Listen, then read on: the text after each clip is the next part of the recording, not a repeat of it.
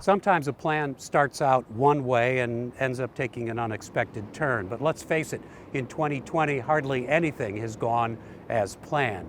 In this next story by Anne-Marie Berger, she shows how one person has taken lemons and made, well, in this case, a delicious vinaigrette.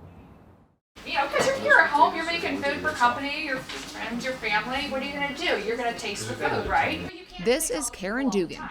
You may know her work as STL Veg Girl. She has cooking segments on various local programs here in St. Louis, but watch out for her. She has an agenda. She's trying to get us to eat our veggies. So where are we? What is this place? This is the nation's first plant-based and nutrition education center, the Center for Plant-Based Living in downtown Kirkwood. Plant-based, no meat or dairy. A diet that consists of fruits, veggies, whole grains, nuts, legumes, minimally processed foods. Vegan. Even the Veg Girl was resistant. But I thought, well, those vegans are crazy. I am not going to become a vegan. How am I not going to have my chicken, right? So how does one go from the vegans are crazy mindset to opening the only center in the country that teaches its benefits? Well, life happened. Well, my dad was diagnosed with cancer in 2004, prostate cancer, and in 2008 he passed away. And then exactly 10 weeks after he passed away, I was diagnosed with cancer. I had malignant melanoma. So that was really the 1-2 punch that spurred me to become interested in a diet change. So are you thinking at this time, I need to change something so that my body can fight off should this want to return? I was scared to death, yes. This is all fear-driven. Yes, all I wanted to do is not get cancer again. Making the connection of her body's ability to fight a recurrence of her cancer and a specific diet took some time and a lot of research. So I did what most people do, and I went to Dr. Google.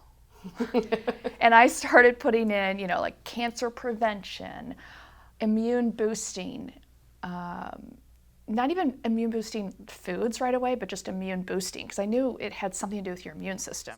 So what Dugan learned was that there are many foods that can boost the immune system and help our bodies ward off certain kinds of cancers and chronic diseases.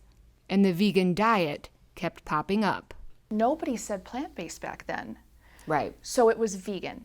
And I was reading the medical journals like you couldn't believe. I was trying to decode. I was desperate. I wanted to know the science. And truly, Anne, I was looking for the paper that said, well, that's bunk. Plants aren't going to save your life. And that was the one that I was going to hold on to because I didn't want to become a vegan, right? As it turns out, studies have shown that a plant-based diet can help protect bone and heart health and lower the risk of cancer. And the Physicians Committee for Responsible Medicine states that people can reverse chronic diseases by following a plant-based diet.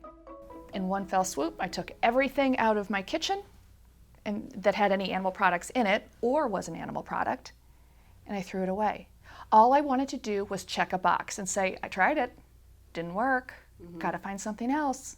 So I went to the grocery store. I was putting the rainbow in my cart. Purple things, red things, white things, orange things. I didn't know what a lot of things were.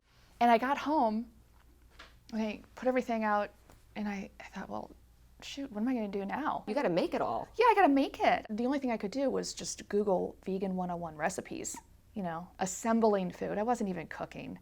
I was assembling food. What did your husband think of that? Yeah, Tim was really not too crazy about Yeah. that. No, not a big fan. He said, I know you're trying here. I get it. And I think what you're doing is probably right. But Caryn, with this food, you're going to kill us both. Dugan signed up for the one and only vegan cooking class in town. By 2010, she was no longer assembling meals, but teaching multiple classes at Deerberg's and Whole Foods. STL Veg Girl was born. She studied in Washington, D.C. at the Physicians Committee for Responsible Medicine's Food for Life program and became a certified instructor. STL Veg Girl spent the next 10 years collaborating with restaurants, teaching immune-boosting, plant-based cooking classes, offering personal chef services, and meal delivery. So when did it become something that you would do for you? I'm just going to eat this way and boost my immune system and live longer and all that stuff, to you want to help other people live differently? I want to be that person who I needed back in 2008 when I was sad and confused and frustrated. Actually, the very moment I started to take it really seriously is when I came back from my training in Washington, D.C. The cancer support community called me, and I went in and I met with the executive director, and she said, I know the training you just went through, and I want you to come and teach at our community to help people who either have cancer or are here supporting other loved ones who have cancer. And that, I still get chills.